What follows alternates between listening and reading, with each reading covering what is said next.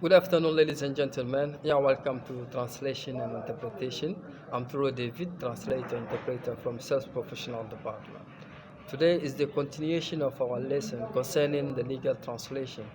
As we have seen so far, the definition of common law and equity law or equity court.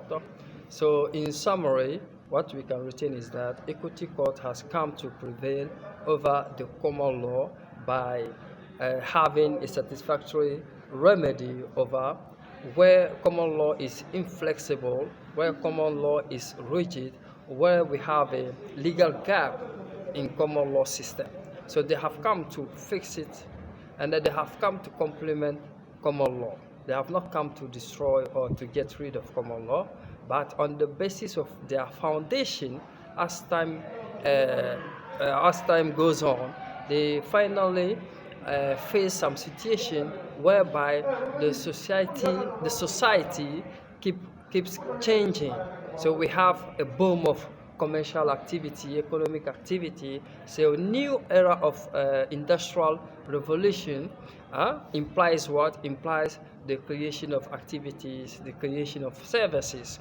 So new age of development, and then we have new challenges, we have new problems, and the court is not used to solve those new problems. So it suffices the introduction of the equity court to face those problems.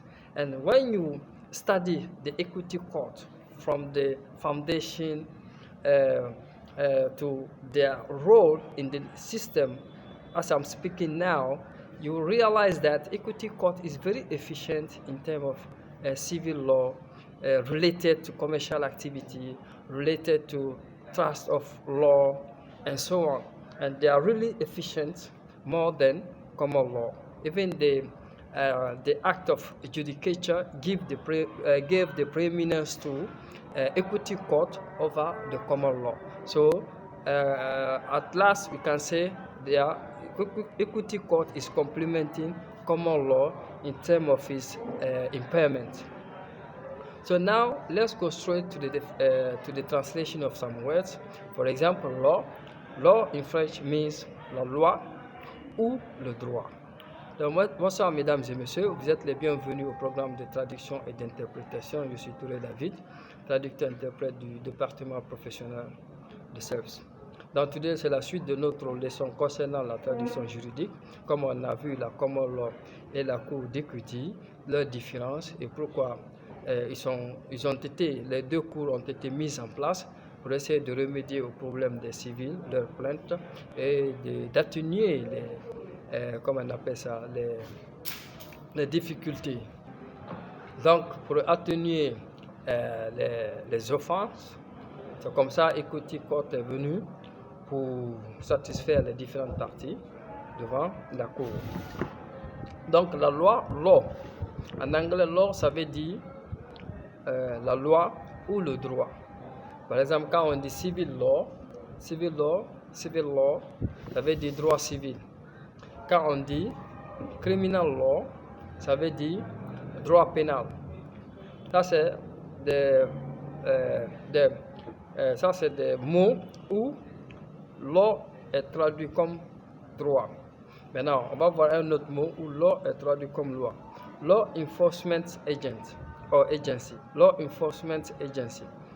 Ça, c'est l'autorité qui est chargée de faire respecter la loi. To enforce the law, ça, c'est faire respecter la loi. Donc, comme la police, d'autres services d'autres services qui sont chargés de faire respecter ou d'exécuter les décisions de justice. Donc, il y a beaucoup de services et d'autorités pour ça. Donc, dans ce contexte, c'est la loi, faire respecter la loi. Donc, nous avons customary law. Donc, customary law, ça c'est les lois coutumières ou bien le droit coutumier. Customary law, le droit coutumier. Donc, ensuite, nous avons jurisprudence. Donc, quand on dit jurisprudence, attention, ça veut dire en français la philosophie du droit. Ça ne veut pas dire la jurisprudence. Parce que la jurisprudence en français, ça veut dire c'est l'ensemble des décisions rendues par un tribunal. Tandis que la jurisprudence en anglais, c'est la philosophie du droit de la loi. Qu'est-ce que cela veut dire? Cela veut dire que avant d'élaborer une loi, qu'est-ce qu'une loi? Qu'est-ce que nous rend compte que c'est une loi? Maintenant, est-ce que cette loi-là est intelligible? Est-ce que cette loi-là a des principes d'égalité ou des principes de normativité? Est-ce que ça permet à la société de vivre dans l'harmonie, dans la paix, dans la cohésion sociale, de par son application? Donc c'est ça, au fait, l'esprit de la loi.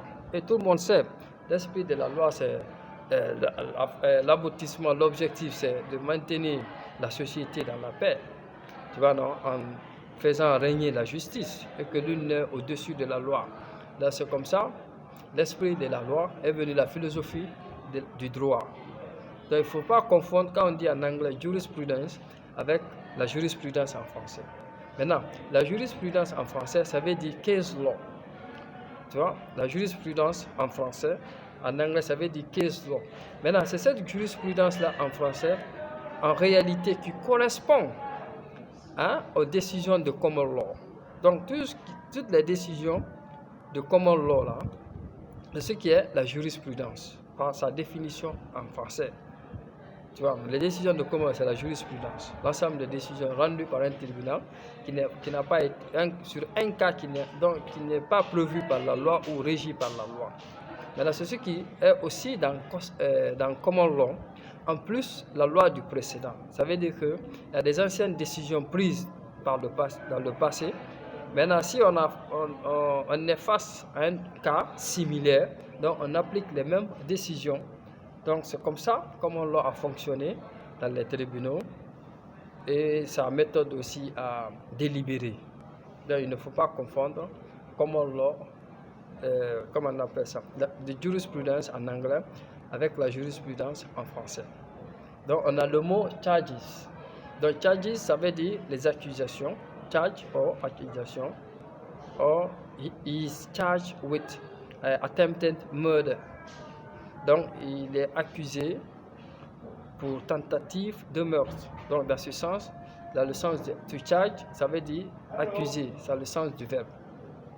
Maintenant, quand on dit charge, ça a aussi le sens de dépense ou de prix à payer ou des dépenses à faire.